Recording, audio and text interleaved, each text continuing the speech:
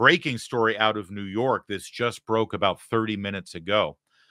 New York judge will not dismiss the charges against U.S. Marine veteran Daniel Penny. This is the so-called subway chokehold death case where he is being prosecuted for murder, for second-degree murder, for subduing what will be called a street performer on the subway. Let's get to the details here from NBC in New York. Judge denied the motion by attorneys for Daniel Penny, who placed Jordan Neely in a chokehold aboard a New York City subway last year, to dismiss the case. The decision came in court today, Wednesday. Judge ordered Penny back to court in late March. His trial is tentatively expected to start in the fall. Penny's attorney did not comment after the hearing. Penny has pleaded not guilty to second-degree manslaughter, correct the record. It's second-degree manslaughter, not second-degree murder. There is a distinction there. Criminally negligent homicide in the May 1st death of Neely, a former Michael Jackson impersonator who was shouting and begging for money on the Manhattan train, according to witnesses. Penny pinned him to the ground with the help of two other passengers and held him in a chokehold for more than 3 minutes. Neely, 30, lost consciousness during the struggle. Chokehold death, which was caught on bystander video, prompted fierce debate, with some praising Penny as a good Samaritan and others accusing him of racist vigilantism. Penny is white and Neely was black. We're not going to show you the video in question for various reasons, but you do remember this case. The fact that NBC4 had to insert race into this in the 5th paragraph of their write-up is exactly what's wrong with this story. Daniel Penny riding the subway. You remember this case. This man, Jordan Neely, clearly mentally unstable, quite possibly, from the results of various issues in his life, as well as reports of drug use in his past. But frankly, intimidating, bullying, and getting in the face and threatening violence against bystanders, innocent people who were just trying to live their life on the New York subway. It's hard enough to live in New York on a daily basis. It's hard enough to go from home to work on mass transit in New York with the smells and the noise and the have you ever been on a subway in New York? It's not always a pleasant experience, but most people in New York don't have a choice. And so there they are, just trying to get to work or trying to get home.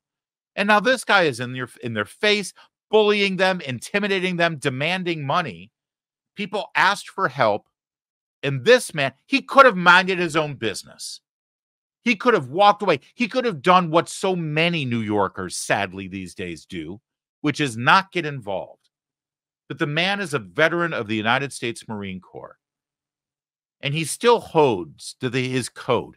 He still holds to the values and principles that the Marines instill into these young men. And so he helped out his fellow American citizen. He helped out his fellow New Yorker. And he subdued this guy. And for his efforts, he's now defending himself in open court. He's the one who has to defend himself against manslaughter charges. Because he lives in a city where the elected officials and the prosecutors, and sadly the cops who have taken their orders from the elected officials and the prosecutors, won't do anything to protect the citizens of that city. The lunatics are literally running the asylum in New York. And Jordan Neely and the other people on that train had had enough. There is no witnesses that have come forward saying that Neely acted in a racist manner, that he was out of line. People were grateful after this incident happened. But it got immediately politicized and racialized by elected officials who called Jordan Neely this, this beloved street performer. The beloved street performer was bullying and harassing and demanding money from people. And Daniel Penny is now fighting for his life because of it. And, this curtails perfectly, dovetails perfectly with the Hunter Biden story, because the Hunter Biden story is entirely about two rules in our society, the two-tiered justice system in our society. And we see it perfectly in this side-by-side comparison here with Daniel Penny and Jordan Neely. Jordan Neely was celebrated as a beloved street performer.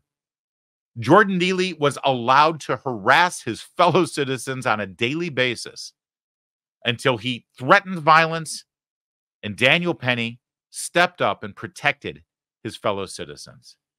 And now he has to fight for his life in open court.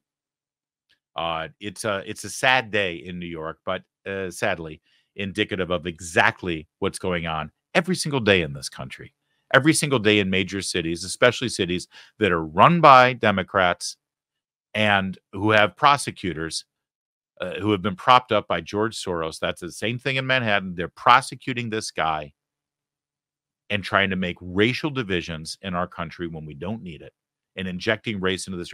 But if this street performer, so-called, was white, do we think the story would have ended any differently? And by the way, if Daniel Penny were black, do you think they'd prosecute him? I doubt it. I doubt it. It's disgusting.